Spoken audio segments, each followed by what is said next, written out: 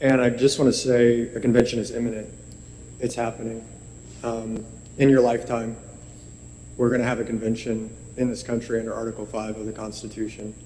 And legislators met from all across the country, and they were a bipartisan group. They were authorized by their legislative chambers. They were called the Assembly of State Legislators, and they came up with rules.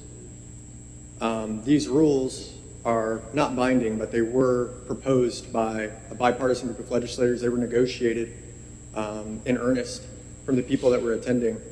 And I do believe that this is the blueprint for what the procedures will be at the convention. So I just wanted to let everybody here on the committee know, those of you who have voted for a convention, for other matters, and those of you who have voted against in the past, I want you to imagine what a convention looks like when you read these, because I think what it looks like is this chamber. I think it looks like these people sitting in the seats. I think it looks like the committee here before us today. And maybe it'll be here, you know?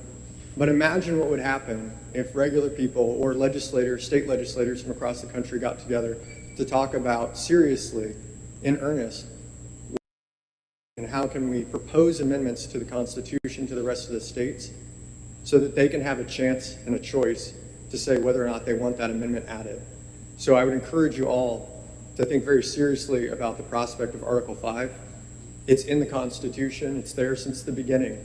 And anyone who opposes this on the grounds of Article 5, on the idea of a convention, I would just ask you, what other parts of the Constitution do you want to ignore?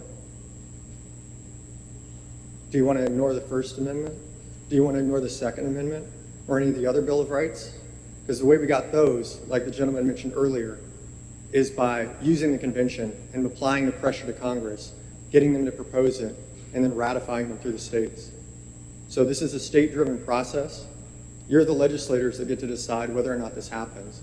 And so we ask you, please consider Article 5 an essential part of the Constitution, an essential check and balance. And remember that there are rules that have been negotiated by most of the legislative bodies and their authorized representatives. And I can give a copy. I only have 3. Sorry, I didn't print enough. But I can give you a copy of these and you can read them. It looks like pretty similar to your rules.